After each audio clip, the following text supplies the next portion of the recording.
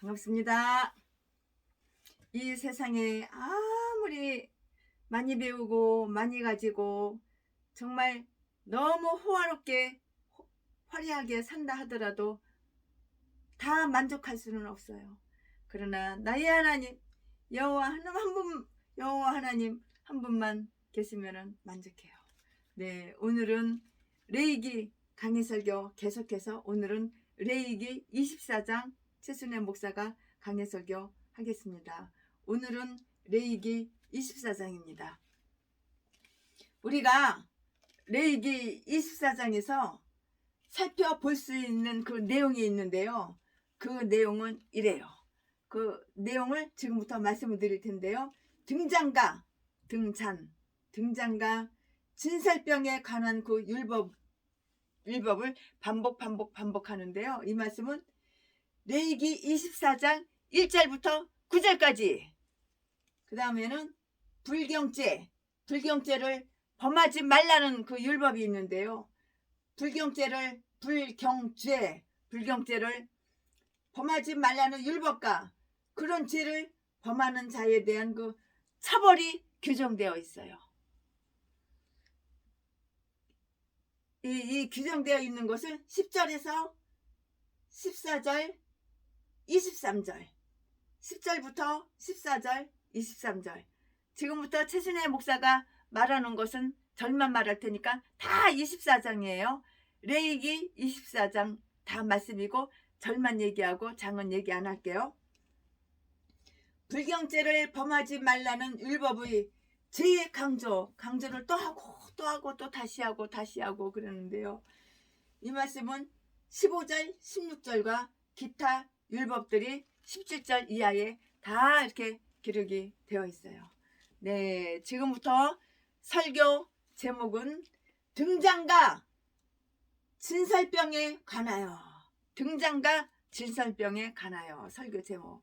본문 말씀은 레위기 24장 1절부터 9절 말씀까지. 1절, 여호와께서 모세에게 일러 가라사대. 2절, 이스라엘 자손에게 명하여 감람을 찧어낸 순결한 기름을 켜기 위하여 네게로 가져오게 하고 끊이지 말고 등잔불을 펼치며. 3절, 아론은 회막 안 증거케 장 밖에서 저녁부터 아침까지 여호와 앞에 항상 등잔불을 정리할지니 너희 대대로 지킬 영원한 규례라. 4절, 그가 여호와 앞에서 순결한 등대 위의 등잔들을 끊이지 않고 정리할지니라. 5절 말씀, 너는 고운 가루를 취하여 떡 12를 굽되 매 덩이를 에바 10분 1호 하여. 6절, 여호와 앞 순결한 상 위에 두 줄로 한 줄에 6씩 진설하고. 7절, 너는 또 정결한 유향을 그 매 줄에 두어 기념물로 여호와께 화제를 삼을 것이며. 8절, 항상 매 안식일에 이 떡을 여호와 앞에 진설할지니 이는 이스라엘 자손을 위한 것이요 영원한 언약이니라. 9절 말씀, 이 떡은 아론과 그 자손에게 돌리고 그들은 그것을 거룩한 곳에서 먹을지니 이는 여호와의 화제 중 그에게 돌리는 것으로서 지극히 거룩함이니라. 이는 영원한 규례니라. 아멘. 이 본문 말씀이에요. 9절까지, 1절부터 9절까지 레위기 24장. 네, 이 말씀 가지고 강해 설교를 쭉쭉쭉쭉 이어서 하고, 그 다음에 오늘 지금은 1절부터 9절까지, 그 다음에 10절부터 쭉쭉쭉쭉 계속 24장을 한 장을 다 강해 설교 할 거예요. 네, 등잔불과 하나님의 그 집안의 식탁을 정중하게 마련하고요. 거기에 관심을 기울이라는 그 명령이 다 나타나 있어요. 등잔에는 항상 뭐가 켜 있어요? 불이 켜져 있어야 되는 거예요. 등잔에는 항상 불이 이렇게 환하게 켜져 있어야 되는 거예요. 이 율법은 이미 이전에 읽은 바 있어요. 출애굽기 27장 20절부터 21절까지 다 있죠. 다른 물건이 준비되어서 이제 그 등잔을 사용할 때가 되었으므로 여기에서 그 율법이 반복되어 있는 것 같아요. 백성들은 기름을 준비하라고 했는데요. 2절 말씀에 하나님의 일에 사용하는 다른 모든 물건처럼 이것도 최상품이라야 한다고 했고요. 곧 감람을 찌어낸 순결한 기름을 준비하라고 했고요. 그 기름은 아마도 2번 걸러낸 기름인 것 같아요.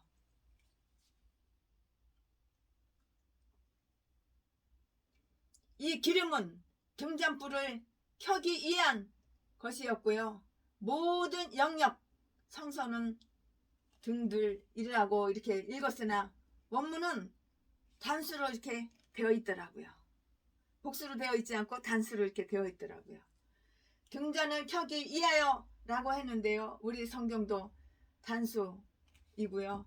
그러나 4절에는 복수로 되어 있는데요. 등잔들을 정리할지니라. 우리 성서도 성경도 이렇게 복수로 되어 있고요. 7개의 등이 1개의 등으로 비유되었던 것이고요. 즉 은총의 성령은 보좌 앞에 7개의 등불이 있다고 이렇게 말씀하셨어요. 요한계시록 4장 5절 말씀에 그렇게 기록이 되어 있어요. 은사는 여러 가지이나 성령은 하나. 성령은 하나이기 때문인데요. 고린도전서 12장 4절 말씀에 사역자들은 예수 그리스도의 교회 안에서 불타고 또 빛나고 있는 등불이고요. 그러나 이스라엘이 그 등잔에 기름을 공급했듯이 일반 사람들에게는 그들 사역자들을 잘 공양해 줄 그 의무가 있는 것이고요. 부끄러운 생계는 그 사역까지도 아주 부끄럽게 해요. 제사장들은 등불을 돌봐야만 됐어요. 그들은 아침 저녁으로 심지를 잘 아침 저녁으로 정리해서요. 등대를 깨끗하게 하고요. 기름을 공급하여야 했다고요. 3절 4절 말씀에 기록이 되어 있죠. 마찬가지로 복음의 사역자들의 그 임무도 생명의 말씀을 붙이는 것인데요. 빌립보서 2장 16절에 말씀이 기록되어 있고요. 즉 새로운 등불을 세우는 것이 아니라 말씀을 해명하고 말씀을 다 해명해요. 해명하고 말씀을 전함으로써 말씀을 해명하고 말씀을 전함으로써 그 말씀의 빛을 분명히 하고 멀리 빛나게 하는 것이에요. 그러나 교회가 가난하고 역경에 처해 있던 때에는 제사장이나 사람의 수고를 통하지 않고 직접 좋은 감람나무에서 기름이 끊임없이 공급된다는 것을 우리는 잘 알고 있어요. 스가랴서 4장 2절부터 3절까지 말씀이죠. 하나님은 인간들을 어떤 방편에 매이게 하였으나 당신 자신은 그 방편에 이렇게 매이지 않았으므로 결코 이 세상에서 기름이 모자라서 당신의 등불이 꺼져버리는 일이 없도록 적절한 조치를 취하실 것이기 때문이에요. 등불이 꺼지면 안 되는 거예요. 등불이 항상 환하게 밝혀야 되는 거예요. 그러니까 심지를 하루에 한 번씩 갈아주고요. 등불을 깨끗하게 닦고요. 환하게 등불을 이렇게 켜야 되는 거예요. 항상 식탁을 차려 놓으라고 했는데요. 이것도 앞에서 지시된 적이 있어요. 출애굽기 25장 30절 말씀에. 그런데 여기에 반복된 것인데요. 식탁에는 떡을 차려 놓았어요. 지금으로 말하자면 우리의 밥이죠. 식사죠. 이때는 떡의 식사였으니까, 밥이었으니까요. 그것은 사치스러운 미각을 자랑하는 다양한 진미가 아니고요. 단지 12덩어리의 떡 혹은 빵이었다고요. 5절, 6절 말씀에 레위기 24장. 떡이 넉넉한 곳에는 기근이 없고요. 또한 떡이 없는 곳에는 잔치, 절기도 없는데요. 그 식탁에는 매 지파에 한 덩어리씩 해당되는 떡이 있었고요. 우리 아버지의 집에는 먹을 것이 많기 때문이에요. 누가복음 15장 17절 말씀에 이스라엘 모든 사람들이 하나님의 은총에 환영되었고요. 그 10지파가 반란을 일으킨 이후에도 12덩어리는 그 12덩어리라는 그 숫자는 변하지 아니했어요. 역대하 13장 10절, 역대하 13장 11절 말씀에 각 지파의 소수의 사람들이 계속해서 성전에 애착을 가지고 있었고요. 또 계속해서 거기에 봉사했기 때문이라고요. 봉사했기 때문이에요. 서비스. 또 한 줌의 유향을 금 접시가 금그릇, 녹그릇, 은그릇, 토기그릇. 근데 여기는 금그릇이에요. 또 한 줌의 유향을 금 접시에 담아서 진열된 떡의 네 줄 위에 혹은 옆에 놓아두라고 했는데요. 7절 말씀에 그랬다가 그 떡이 옮겨져서 제사장에게 주어지면 내가 생각하건대는 금 제단에서 이 유향도 매일 드리는 향품과 함께 분향되었다고요. 이것은 또한 진설병을 기념하는 것이고요. 화제로 드려졌는데 그때에 불태워진 한 줌의 소재물은 그 기념물이라고 이렇게 불리워졌어요. 2장 2절 말씀에 이렇게 하여서 소량이 극진한 그 감사의 표시로 연락되었고요. 모든 떡 덩어리들은 제사장들이 그 못으로 다 이렇게 저렇게 제사장들이 못으로 이렇게 돌려졌어요. 떡 덩어리가 상징해주는 바 모든 하나님의 영적인 이스라엘은 예수 그리스도를 통하여 하나님께 아름다운 향기로 드려지고요. 또 그들이 기도는 기념물로 하나님 앞에 상달된다고 하는데요. 사도행전 10장 4절 말씀에 이러한 말의 어원은 의식법에서 다 빌려온 것이에요. 의식법에서 다 빌어온 것이에요. 매 안식일마다 새롭게 진설했고요. 떡은 일주일 동안 그 식탁에 진설해 두었다가 거룩한 곳에서 먹어야 하는 다른 성물들과 함께 제사장들에게 인도되어서 그들이 먹어야만 했어요. 9절 말씀에. 그리고 공공 부담으로 준비한 새로운 떡을 마련하여서 제자리에 차려 놓아야 했는데요. 8절 말씀에 제사장들은 떡을 내려온가 동시에 떡을 올려놓아서 그 식탁이 비어있는 때가 절대 없었으며 그 떡이 계속하여 여호와 앞에 있도록 해야 한다고 이렇게 유대인들은 이렇게 말을 해요. 사람은 종종 그렇지만 하나님은 당신을 찾아오는 자를 대접하지 않으시는 적이 결코 한 번도 없으세요. 누가복음 11장 5절 말씀. 최순애 목사도 최순애 목사를 좋아한다고 사랑한다고 그립다고 보고 싶다고 찾아오는 분 빈손으로 돌려보낸 적이 단 한 번도 없어. 대접을 해야 되는 거야. 대접이. 내 집에 내 교회에 내 사택에 내 기도원에 내 기도처에 손님이 오면은 대접을 해야 되는 거야. 하다못해 차비라도 50만 원은 기본적으로 드려야 되는 거야. 그냥 빈손으로 돌려보낸 적은 한 번도 없는 거야. 우리 하나님께서도 손님이 찾아오면은 빈손으로 돌려보낸 적이 단 한 번도 없고 항상 이렇게 대접을 하셨다고. 식탁에는 항상 떡이 올려져 있고요. 떡이 풍성하게 올려져 있다고요. 즉 저들이 성소에서 얻은 신선한 영구의 소산을 공급하며 모든 사람 앞에 내 진보함을 드러나게 해야 한다고 디모데전서 4장 15절에 그렇게 말씀했어요. 어저께도 배를 한 박스를 사왔어요. 배 한 개가 5,000원이에요. 배 한 박스 큰 거. 손님들 오시면 또 대접하고 차비는 차비대로 따로 드리고. 아멘. 이렇게 손님 오시면 항상 접대할 준비가 되어 있어야죠. 대접해야죠. 아멘. 지금부터는 설교 제목이 바뀌고요. 본문 말씀이 바뀌어요. 지금부터 설교 제목은 불경죄의 처벌. 불경죄의 처벌.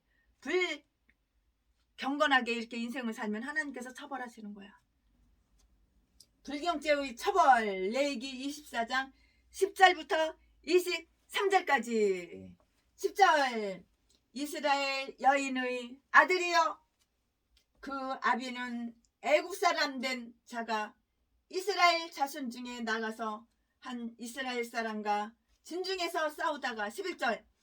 그 이스라엘 여인의 아들이 여호와의 이름을 해방하며 저주함으로 무리가 끌고 모세에게로 가니라. 그 어미의 이름은 슬로미시요 단 지파 디보리의 딸이었더라. 12절. 그들이 그를 가두고 여호와의 명령을 기다리더니. 13절. 여호와께서 모세에게 일러 가라사대. 14절. 저주한 사람을 진 밖에 끌어내어 그 말을 들은 모든 자로 그 머리에 안수하게 하고 온 회중이 돌로 그를 칠지니라. 15절. 너는 이스라엘 자손에게 구하여 이르라. 누구든지 자기 하나님을 저주하면 죄를 당할 것이요. 16절. 여호와의 이름을 회방하면 그를 반드시 죽일지니 온 회중이 돌로 그를 칠 것이라. 외국인이든지 본토인이든지 여호와의 이름을 회방하면 그를 죽일지니라. 17절. 사람을 쳐 죽인 자는 반드시 죽일 것이요. 18절. 짐승을 쳐 죽인 자는 짐승으로 짐승을 갚을 것이며. 19절. 사람이 만일 그 이웃을 상하였으면 그 행한 대로 그에게 행할 것이니. 20절. 파상은 파상으로 눈은 눈으로 이는 이로 갚을지라. 남에게 손상을 입힌 대로 그에게 그렇게 할 것이며. 21절. 짐승을 죽인 자는 그것을 물어줄 것이요 사람을 죽인 자는 죽일지니. 22절. 외국인에게든지 본토인에게든지 그 법을 동일히 할 것은 나는 너희 하나님 여호와임이니라. 23절. 모세가 이스라엘 자손에게 구하니 그들이 저주한 자를 진 밖에 끌어내어 돌로 쳤더라. 이스라엘 자손이 여호와께 모세에게 명하신 대로 행하였더라. 악한 행실이 좋은 율법을 낳는다는 말이 있어요. 아멘. 네. 23절. 모세가 이스라엘 자손에게 구하니 그들이 저주한 자를 진 밖에 끌어내어 돌로 쳤더라. 이스라엘 자손이 여호와께서 모세에게 명하신 대로 행하였더라. 아멘. 이 말씀 가지고 또 이어서 설교를 할 건데요. 중국이 다 잘못하고 사악한 범죄를 무지무지하게 많이 저지르는데요.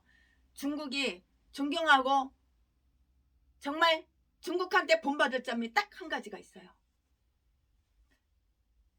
중국에는 사형제도가 있어요. 우리나라에는 사형제도가 없기 때문에 사람을 4명 죽여도 5명 죽여도 무기징역이지 사형이 하지를 않아요.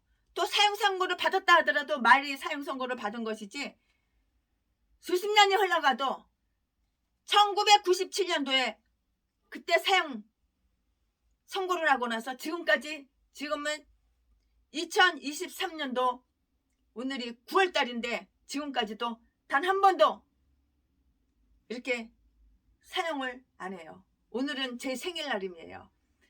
숟가락 젓가락 9, 11, 숟가락 젓가락, 숟가락 9, 11 젓가락. 오늘 제 생일인데 아주 그래요. 한국은 사형 제도가 없어요. 한국에는 사형 당한 그 사형자들이 60명이 있어요. 근데 한 명당 2,500만 원씩 1년에 그들에게 공짜로 밥을 먹여주고, 우리들의 세금으로 공짜로 옷을 입혀주고, 공짜로 물을 줘서 씻고 빨래도 하고 샤워도 하고 물도 마시고 이렇게 만드는데, 중국은 얄짤없어요. 중국에서는 내가 다른 사람을 죽였어? 그러면 본인도 죽어야 돼요. 참 본받을 점이에요. 아주 존경스러워요. 아주 딱 마음에 들어요. 내가 다른 사람을 죽였어? 그럼 너도 죽어야 되는 거야. 너는 다른 사람을 해쳤어. 다른 사람 목숨을 뺏었어. 근데 너는 죽기 싫어. 한 번만 용서해 주시오.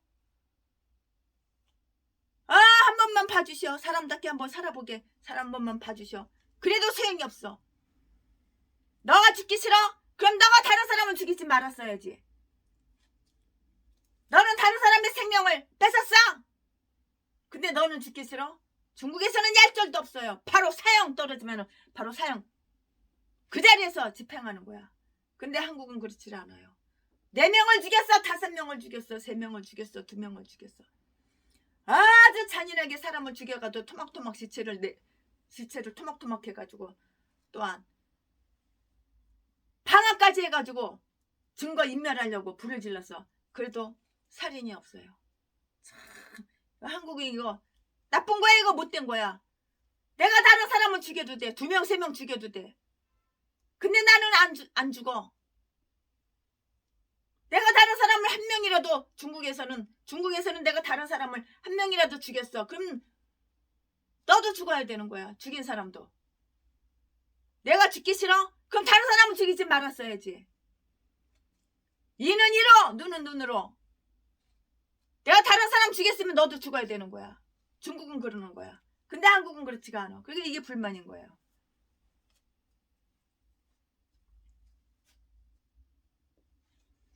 악한 행실이 좋은 율법을 낳는다는 그런 말이 있어요. 어떤 무명 이스라엘인 호녀라가 그런 나쁜 행실을 범한 기사와 그 결과로 좋은 율법이 생겨나게 된 그 기사를 여기에서 엿보게 되는데요. 최순현 목사가 말씀을 드릴 거예요. 그 범행자는 이스라엘인인 어머니와 애굽 사람, 애굽인인 그 아버지 사이에서 태어난 한 아들이었어요. 10절 말씀에. 그의 어머니는 단지파 사람이었고요. 11절에 그러나 그 아들과 그의 아버지 이름은 밝혀져 있지가 않은데요.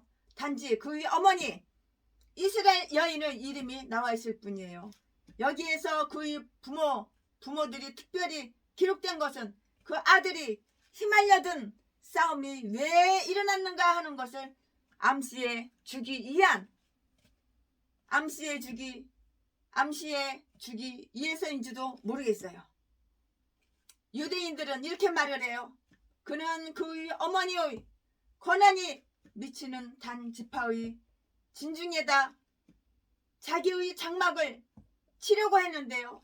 그러나 그 지파의 어떤 사람들이 정당하게 반대를 했고요.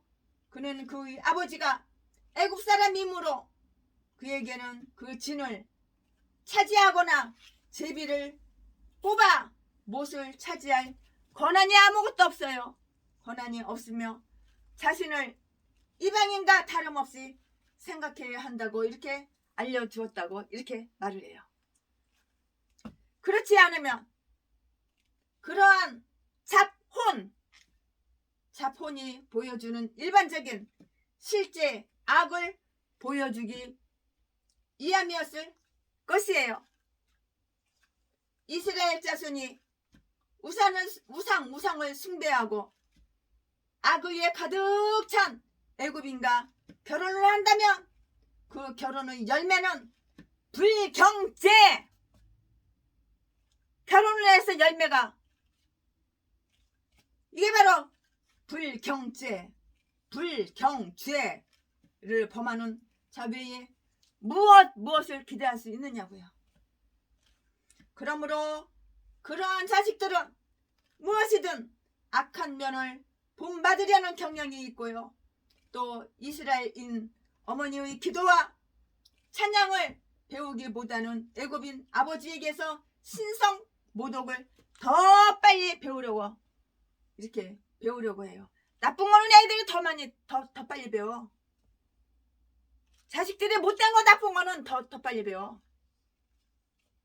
범죄의 원인은 다툼이었어요.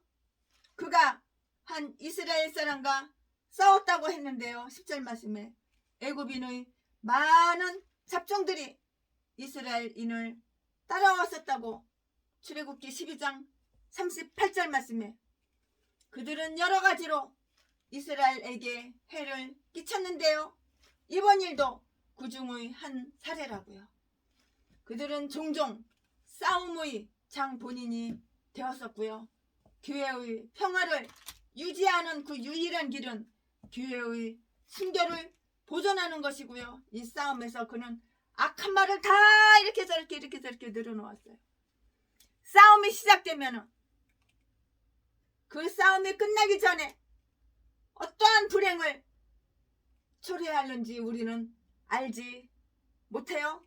알지 못하며 작은 불꽃이 얼마나 큰 산을 다 이렇게 불태워버리고 많은가를 우리는 모르고 있음을 명심해야 해요. 사람의 감정이 격화되면은 사람이 열받으면은 사람의 감정이 격화돼가지고 열받으면 욱하는 성질이 있는 사람들, 이성도 신앙도 모두 다 잊어버리기 때문이에요. 그러니까 똥개 목사 썩을 전라도 개목사 쓰레기 제비새끼 똥개 쓰레기 개목사는 주일날 11시 예배 때 설교는 아주 그럴듯하게 온갖 좋은 말 다 하고 11시 예배 끝나고 성도들하고 점심 식사하고 사택이 들어오면 자기 사모한테 야 이 씨발년아 야 이 족같은 년아 전라도 사람은 홍어 없으면 밥 못 먹어 씨발년아 족같은 년아 왜 밥상에 홍어가 없어 씨발년아. 그리고 개뼈에서 패가지고 발로다가 그냥 가슴을 짓이겨가지고 갈비뼈 부러뜨려 놓고 그러나서 성도들한테는 우리 사모가 기도원에 기도하러 갔다고 거짓말 뻥치고 이 더러운 개 잡새끼가 목사래. 내가 이 더러운 개 잡새끼하고 6년을 동거생활해서 내가 잘 알아.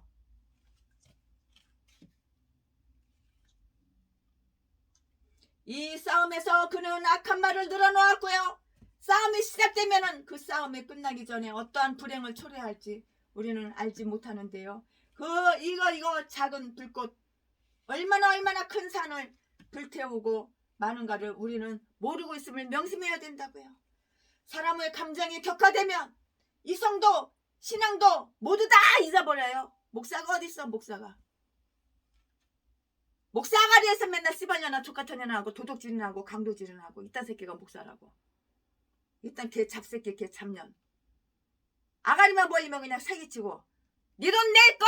네 재산 내 거! 남의 돈 남의 재산 사기쳐가지고 다 긁어다가 배때기나 채우고 명품이나 사서 몸뚱이에 걸치고 명예나 좋아하고 사랑하는 거 남의 돈 남의 재산 명예 쾌락 이거밖에 없어. 이 개싼 것들이 목사래. 이딴 것들은 빨리 뒤져야 되는 거야. 목사도 목사 나름이야. 뒤지면 다 지옥 갈 개목사. 똥개 쓰레기들. 사람의 감정이 격화되면 이성도 신앙도 모두 다 잊어버리기가 쉬운데 이것은 우리가 남에게 분노를 유발시키거나 자신이 분노해서는 안 되고요. 싸움은 시작되기 전에 개입하지 말고 미리 그만두어야 할 이것이 바로 훌륭한 이유인 것이에요. 왜냐하면 싸움의 시작이란 것은 이미 제 방에 물두멍이 나는 것이기 때문이라고요. 6년 동안 농구 생활하면서 39차례 개패리스 패고, 그리고 나는 때린 적 없어. 아가리만 벌리면 사기치고 속이고. 그러니까 하나님의 복을 안 주니까 빚은 어마어마하게 많고 몸땡이는 병들고. 동양 한 푼 줍시오. 동양 한 푼 줍시오. 후원 후원. 통장 사진 찍어가지고 수백 군데 수천 군데 다 돌리고. 이딴 것들은 목사가 아니야. 개 잡종. 마귀종이고 사탄 마귀종이지 목사가 아니야. 그 범죄는 신성 모독과 저주이었는데요. 11절 말씀에 그가 주장하는 소리가 재판관들에게까지 들렸던 것 같은데요. 그래서 그 재판관들은 그의 아버지가 애굽 사람이었으므로 그에게는 이스라엘 사람으로서 특권이 없다고 이렇게 결정했어요. 그래서 그는 그 선거에 몹시 화를 열받아가지고 화를 내었던 것 같은데요. 그는 여호와의 이름을 회방했다. 그는 그 이름을 모독했다. 즉 어떤 성품이나 모양으로서가 아니라 이름으로 알려지는 그 하나님을 이렇게 모독한 것이에요. 하나님의 이름은 많은 이름 중에 단순한 이름, 그 이름에 불과한 것이 아니고요. 모든 이름 위에 뛰어난 이름이었고요. 본문 말씀에는 여호와라는 그 말이 들어있고요. 이것이 히브리 원문에는 분명하게 나타나 있지는 않지만 그러나 그것은 하나님의 위엄에 대한 그 보다 큰 경외감을 나타내는 것이고요. 여호와의 이름 자체가 바로 모독되었다는 기록이 남아있는 것을 그 자체가 사실로 하나의 수치이고요. 그래서 그 일을 가드에도 구하지 말라고 이렇게 말했어요. 사무엘하 1장 20절 말씀에 그렇게 다 기록이 되어 있다고요. 그는 불경죄란 단지 여호와라는 이름을 부른 것이라고 하는데요. 그것은 미신적 신앙을 가진 유대인들이 생각해낸 그 분별 없는 망상이고요. 그들은 그 이름을 입에 오르내릴 수 없었다고요. 그러나 그 이름으로 자기 자신을 알리신 하나님께서 그 이름으로 자신을 부르지 말라는 자기 자신을 부르지 말라는 그런 경고를 하시지 않으셨어요. 오히려 그 범죄하는 자는 이스라엘과 이방인을 구별한 그 하나님의 그 명령에 불만을 다 느끼고 불만을 가지고 고의적으로 일부러 고의적으로 그 율법과 율법 창시자를 비난하고 모욕을 했다고요. 그는 하나님을 직접 저주했거나 그렇다고 그의 저주 역시 신성 모독이에요. 자기와 싸운 그 사람을 저주했을 것인데요. 남의 불행을 빌면서 저주하는 것은 근본부터 악의에 찬 것 그것뿐만이 아니고요. 성급한 감정의 소산인 그 소름 끼치는 언어인데요. 그리고 그는 자기에게 불리한 판결을 내린 그 재판관을 저주했을 것이에요. 그는 그 법정에 달려가서 그 판결에 대한 이유를 다 물어봤어요.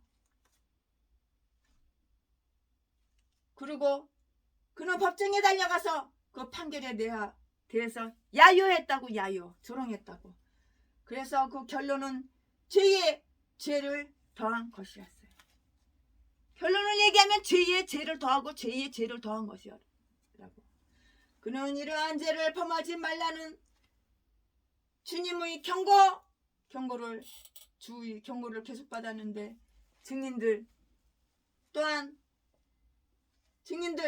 또는 하급 재판관들이 그를 모세에게 끌고 가서 고소를 했고요. 이것은 다소 특별한 때가 있는데요. 11절 말씀에 그것은 이미 정해진 규정을 따른 것이었는데요. 출애굽기 18장 22절 말씀에 그러나 모세는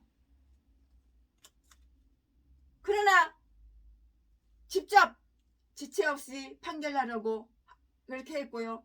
재판관들은 아주 신중해야 함을 잊지 말자고요. 재판하는 사람이나 선고를 내리는 사람들은 모두 자기들의 그 할 일을 성실히 생각하고 아무것도 서둘러 하지 말아야 하는데요.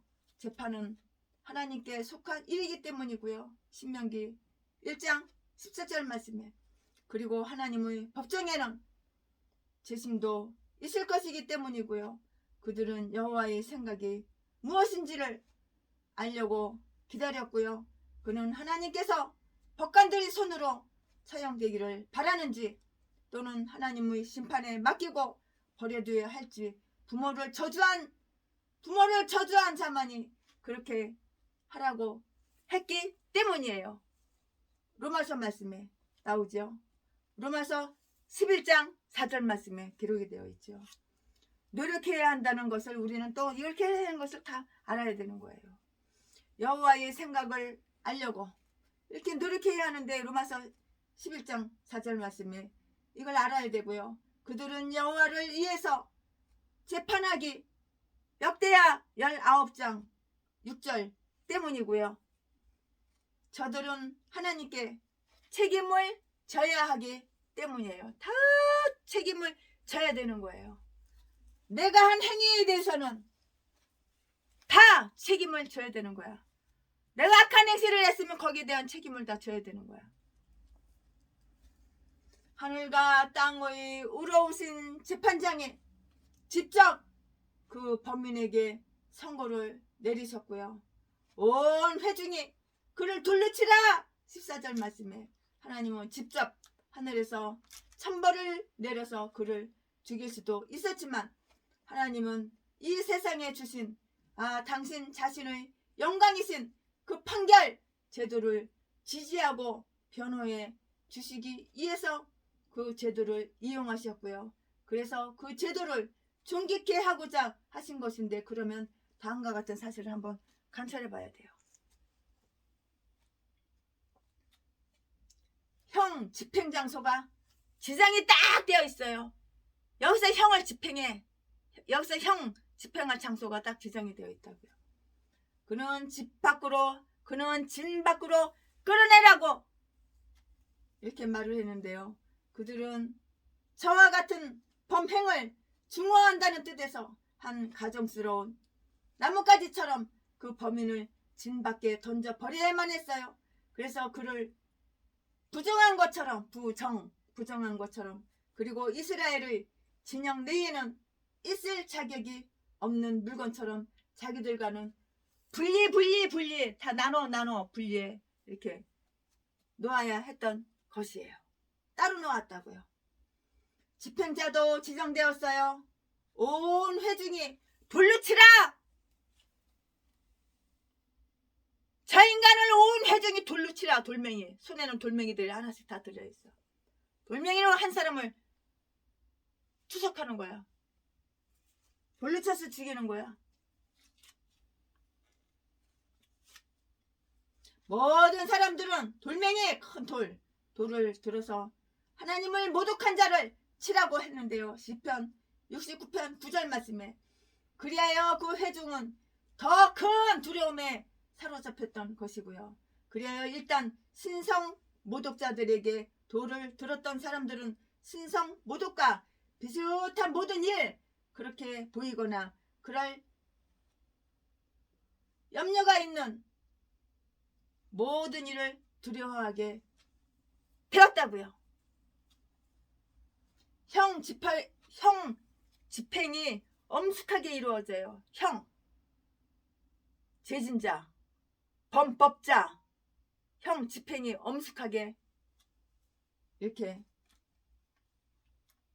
형 집행의 엄숙성 회중이 범죄자에게 돌을 던지기 전에 증인들이 그의 머리에 안수해야 하게 되었는데요. 14절 말씀에 유대인들의 말에 의하면 모든 범인들이 형 집행에 있어서 이런 방식을 쓴 것이 아니고요. 다만 신성 모독자에게만 그렇게 했다는 것이에요. 신성 모독자에게만 그렇게 했다고요. 아무한테나 그렇게 그런 것이 아니고요. 이러한 목적에서 다음과 같은 말을 하면서 형을 집행했다는 것이에요. 돌려다가 다 그냥 던져가지고 그 사람을 죽이는 게 이게 형을 집행하는 것이라고요. 이때는 그는 그 피는 그 자신의 머리로 돌아갈지니 그 자신이 그 일을 자초하여 쓰느니라. 아무도 율법과 재판관과 배심원과 증인들에게 그 책임을 돌리지 말지어다. 그 책임을 다른 사람에게 돌리지 마. 네가 지은 것은, 네가 지은 죄는 네가 그 책값을 받는 거야. 딴 사람한테 책임을 돌리는 것이 아니야. 네가 지은 죄는 네가 그 죄값을 다 받아서 책임은 바로 너에게 있는 거야. 내가 다른 사람을 죽였어? 그러면 네가 그걸 책임져서 너도 죽어야 되는 거야.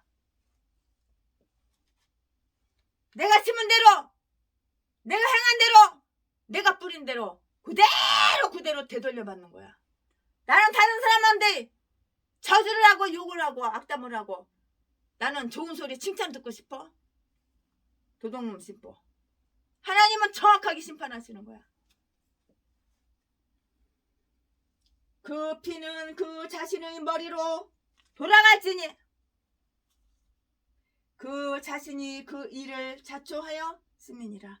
네가 너를 갖다가 그렇게 만들었잖아. 네 스스로 네가 너를 이렇게 자초했다고. 아무도 율법가, 재판관과 배심원과 증인들에게 책임을 돌리지 말지어다. 네가 온갖 범죄 행위 숨어서 다 해놓고서 그걸 다른 사람한테 누명을 씌우고 다른 사람이 했다고 다른 사람한테 누명을 씌워? 하나님은 다 알고 계시는 거야. 증인들에게 책임을 배심원과 증인들에게 책임을 돌리지 말지어다. 내가 거만하면 내 홀로 행을 당하리라. 잠언 9장 12절 말씀. 본인이 지은 그 죄악은 본인이 다 전부 다 책임을 져야 하는 것이에요. 내가 악한 범죄를 저질렀어. 다른 사람을 해쳤어. 그리고 나서 다른 사람한테 누가 XX가 땡땡이가 있다고 다 누명을 씌워? 이거는 독사, 악마, 악질 개잡새끼지. 하나님의 종 목사가 아니야. 그러면서 강대상에 가서는 나는 의인이요. 나는 예수님보다 더 깨끗하게 살았어. 나는 죄 지은 적이 없어. 아가리만 버리면 사기치고 거짓말하고. 하나님은 다 알고 계시는 거야. 이것이 계기가 되어서 신성 모독자는 돌로 치라는 것이 영원한 율법으로 되어 있어요. 15절 16절 말씀에 기록되어 있죠. 재판자들은 두 개의 법판을 지키는 호위병들이니 하나님의 영예를 위하여 질투심을 발휘하여 하나님의 존재와 통치를 경멸하는 자들을 대적하며 공공의 평화와 안전을 교란시키는 자들을 저 부수고 공공의 평화와 안전을 다 도모해야 한다고요. 평화 다 도모해야 한다고요.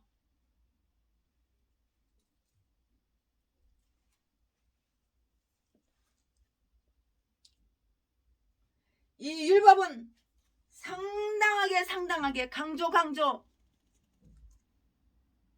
강조되어 있어서 결코 예외가 있을 수 없다고 했어요. 그는 반드시 죽일지니 내가 다른 사람을 죽였어? 그러면 그 죽인 사람을 그는 반드시 죽일지니 반드시 죽여야 되는 거야. 그는 반드시 죽일지니 내가 이 사람을 죽이고 나는 죽기 싫어? 하나님 말씀 성경에는 그는 반드시 죽일지니 분명하게 이렇게 써 있어요. 그를 반드시 죽일지니 그를 돌로 칠 것이라. 돌로 쳐서 죽여라 이거야. 그 이렇게 말씀했는데 16절에 레위기 24장 16절에 하나님의 명예를 경솔히 여긴 자들은 사람이 말 한마디로 범죄자가 된다는 것은 생각하기 어려운 일이라고 이렇게 말할지 몰라요. 그러나 하나님은 당신을 경솔히 여긴 말을 결코 가벼이 생각지 않으심을 알려주시고자 하셨고요. 그런 말을 한 자의 마음속에 하나님을 거역하는 악의가 깃들어 있어서 거기에서부터 유출된 것이고요. 그것은 큰 죄가 됨과 동시에 그런 말을 듣는 자들에게 심한 치욕을 주는 것이라고요. 이 율법은 그 땅에서 출생한 자들에게는 물론이고요, 당연하고요. 자기들과 함께 유하는 외국인들에게도 적용된다고 이렇게 말을 했어요. 하나님은 결코 외국 사람들에게 할례를 받으라고 강요하는 율법을 주시거나 그들이 유대인들이 신앙을 받아들여야 한다고 강요하신 적이 절대로 한 번도 없어요. 강제로 개종자들을 만들어서 이스라엘의 하나님의 영광을 받으시고 하시지는 않으셨어요. 강제로 강압적으로 그러지는 않았다고요. 그러나 하나님은 이스라엘의 하나님을 욕하는 말은 외국인이라도 상가라고 이렇게 하는 율법을 주셨는데요. 신성 모독죄로 사형을 받는 자는 자기 죄를 담당한 것이니 곧 자기 죄의 벌을 받는 것이라고 했는데요. 그런 죄를 대신 담당할 아무런 희생 제물도 있을 수가 없으니 자기 자신의 머리를 하나님의 정의에 대한 희생 제물로 바쳐야만 하는 것이에요. 그러므로 저희의 혀가 저희를 해함이라. 네 혓바닥이 너를 해치는 거야. 그러니까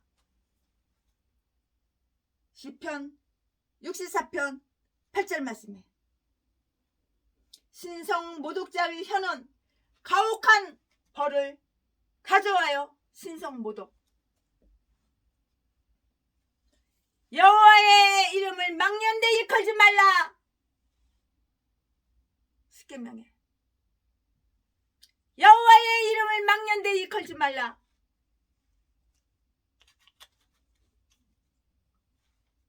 여호와의 이름을 망령되이 일컬면 이건 신성 모독. 돌로 맞아 뒤지는 거야. 이 새로운 율법에 대해서 몇 가지 다른 율법들이 반복해서 첨부되고 있어요. 살인자는 반드시 죽여야 된다고. 네가 다른 사람을 죽였어?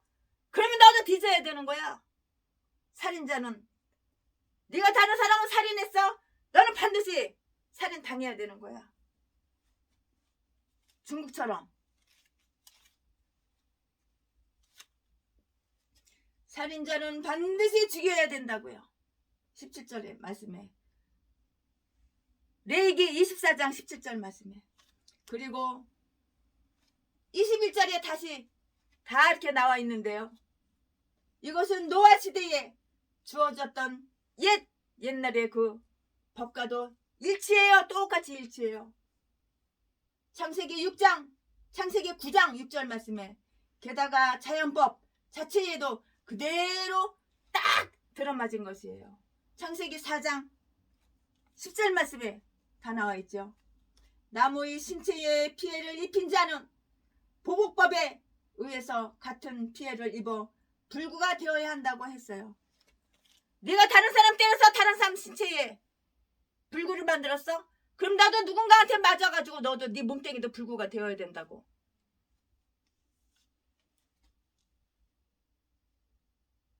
이 말씀이 19절 20절 레위기 24장 그러나 이럴 경우에 당사자가 직접 복수를 할 것이 아니라 법관들에게 호소하라고 했는데요. 이들 법관들은 피해자들이 자기들이 입은 피해에 따라서 적당하다고 생각될 수 있는 만큼 가해자들에게 피해를 입히고 피해자들에게는 보상을 받도록 해야 하는 것이에요. 얼마나 법이 철두철미하게 하나님께서 하나님의 지혜, 하나님의 명찰, 철두철미하게 법이 내가 다른 사람을 죽였으면 너도, 네가 다른 사람을 살해했으면 너도 살해를 당해야 되는 것이고, 네가 다른 사람한테 피해를 입혀서 다른 사람이 장애를 입었으면 너도 다른 사람으로부터 피해를 받아가지고 너도 장애를 그대로 장애인이 되어야 하는 것이라고. 그러니까 중국이 얼마나 지혜롭고 똑똑해. 다른 거는 중국 본받을 거 아무것도 없어. 공산당 빨갱이한테 본받을 게 뭐가 있어. 자유도 없고 매 사악한 짓만 제조 만들고 만드는데, 하지만 이거 하나 본받을 거 있다고. 1년이면 몇천 명이 사형당해. 중국에서는. 우리나라는 1년이면 한 명도 사형당하는 사람이 없어. 국민의 세금으로다가 다 천미게 살려. 1인당 2,500만 원씩. 물값, 처먹는 거, 자빠져 자는 거, 옷 다 줘.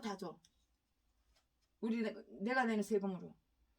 이 율법은 이미 나무의 신체에, 나무의 몸에, 나무의 다른 사람의 신체에 피해를 입힌 자는 보복법에 의해서 같은 피해를 입어서 불구자가 되어야 한다고 이렇게 말을 했는데요. 19절 20절 말씀에 그러나 이럴 경우에 당사자가 직접 복수를 할 것이 아니고요. 법관들에게 호소하라고 했고요. 네, 이들 법관들은 피해자들이 자기들이 입은 피해에 따라서 적당하다고 생각될 수 있을 만큼 가해자들에게 그 피해를 입히고 피해자들에게 그 보상을 받도록 해야 한다고 했는데요. 이 율법은 이미 앞에서 본 바가 있는데요. 출애굽기 22장 4절 5절 말씀에, 또한 이 율법은 지금 우리들에게 작용하고 있는 그 율법, 곧 신약 성서의 그 율법보다도 구약 성경의 그 율법에 더욱더 잘 이렇게 어울리는 것이에요. 즉 구약 성서의 율법은 그 율법의 근엄성을 말해주고 있고요. 죄인들이 마땅히 받아야 할 그 대가가 무엇인가를 잘 말해주는 것이고요. 그러나 신약 성서의 율법은 복음의 은총과 죄의 용서를 계시해 주고 있는 법인데요. 그러므로 우리의 구주께서는 이 율법을 폐기하셨고요. 마태복음 5장 38절 39절 말씀에, 그러나 예수께서는 법관들에게 공중의 정의를 집행하지 말라고 한 것이 아니고요. 우리의 사적 피해를 보복하려 하지 말며 우리가 용서받기를 바라는 희망을 지닐 수 있고 또 용서받을 수 있듯이 우리도 남을 용서해야 하는 그 의무가 있다고 말씀해 주심으로써 폐기하신 것인데요. 이웃사람의 육축에게 고의로 일부러 고의로 모르고가 아니야. 고의로 피해를 끼친 자는 보상해야 한다고 했어요. 18절 21절에 이렇게 해서 하나님의 율법은 인생들의 생명뿐만이 아니라 그들의 재물까지도 보호해 이렇게 주시게 되었어요. 특정 개인에 속하지 아니하고 이렇게 즉 야생의 짐승에 속하는 것들을 죽이는 것은 율법도 다 이렇게 허락하는 바예요. 허락하는 거예요. 그러나 어느 개인이 소유하고 있는 짐승을 죽이는 것은 율법이 허락하지는 않았어요. 과연 하나님은 소까지도 우매하는 송아지 소까지도 돌보시는도다. 하나님은 짐승도 다 이렇게 돌보셔요. 소도 돌보셔요. 네, 그렇습니다. 하나님은 소도 이렇게 짐승도 다 이렇게 돌보시는 분이셔요. 하나님은 소까지도 우리 사람들 때문에 이렇게 다 돌보시는 분이셔요. 이스라엘 사람들은 물론 외국인 포레너 외국인들에게도 이 율법이 적용되어야 한다고 이렇게 말씀을 하셨어요. 즉 그들도 악을 범해서는 안 되며 악을 범했을 때에는 이 율법에 따라서 그와 같은 정도의 형벌을 당해야 하고요. 또한 이러한 제 율법 속에 그 말이 끼어들어 있는 것을 보면 이스라엘 사람들과 마찬가지로 외국 사람들도 신성 모독의 죄를 범하면 같은 식으로 벌을 받아야 한다는 것을 보여주려는 그 뜻, 분명한 뜻이 있어요. 그 뜻이라고요. 이스라엘 사람들이나 외국 사람들이 범한 죄에 대하여는 똑같이 처벌을 똑같이 이렇게 받아야 했기 때문이라고요. 또한 이러한 제 율법을 제 인식해 두어야 할 이유도 있었던 것이에요. 즉 하나님은 이러한 율법을 통해서 곧 사람에게 손상을 끼친 자들을 처벌함으로써 인간의 안전을 위해서 하나님께서 어떤 조치를 취하고 계시는가를 이렇게 보여주려고 하시고요. 법관들은 이런 이유 때문에 질투심까지 품으면서 하나님의 영광을 사수해야 하고요. 하나님의 이름을 모독한 자들을 철두철미 처벌해야 한다는 것을 우리는 알 수가 있어요. 하나님이 인간들이 그 평안을 위하여 염려하고 계시다면 인간들은 하나님의 영광을 위해서 당연히 관심을 기울여야 할 것이라고요. 안 그런가요? 당연하죠. 신성 모독자의 그 처형, 말하자면 모세는 신성 모독자의 처형에 관한 정당성의 근거를 확립한 셈이고요. 모세는 그렇게 하라고 이스라엘 자손에게 고했어요. 그들은 여호와께서 모세에게 명하신 대로 했다고 했는데요. 23절 말씀에 이 사실은 죄의 싹은 죽음이요 특별히 신성 모독죄는 재판자들에 의하여 처벌받아야 하는 죄, 그 범죄라는 뜻이고요. 욥기서 3장 11절 말씀에 그러나 하나님의 이름을 그렇게 모독한 자들이 사람에 의한 처벌은 혹시 피할 수 있다 하더라도 주 하나님의 의의 심판을 결코 피할 수는 없을 것이에요. 결단코 피할 수는 없을 것이라고요.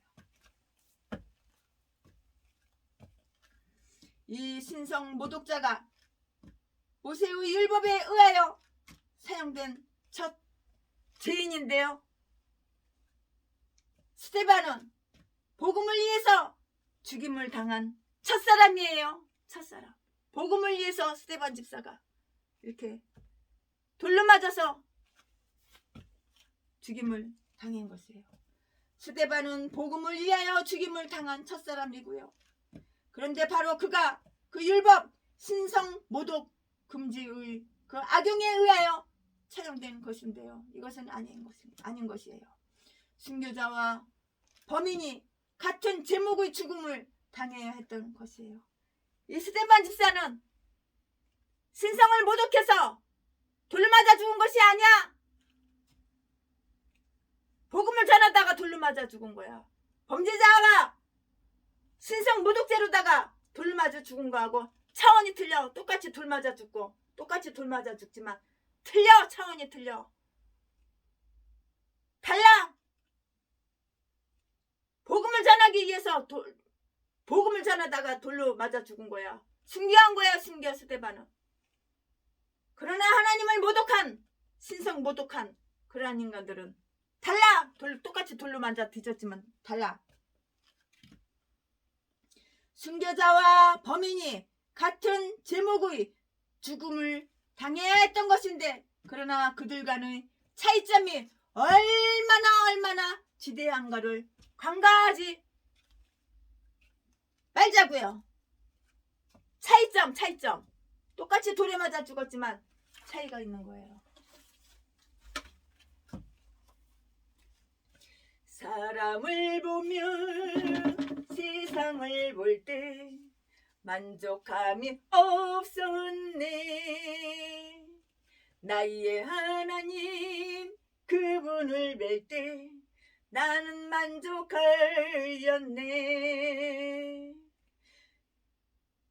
사람을 보며 세상을 볼 때 만족함이 없어요. 그러나 나의 하나님 그분을 뵐 때는 나는 다 만족해요. 만족하지 없는 게 없어요. 사람을 보며 세상을 볼 때 만족함이 없었네. 나의 하나님 그분을 뵐 때 나는 만족하였네. 저기 빛나는 태양을 보라. 또 저기 서 있는 산을 보아라. 천지 지으신 우리 여호와 나를 사랑하시니 나의 하나님 한 분만으로 나는 만족하겠네. 나의 하나님 한 분만으로 나는 만족해요. 우리의 하나님 한 분만으로 우리는 만족해요.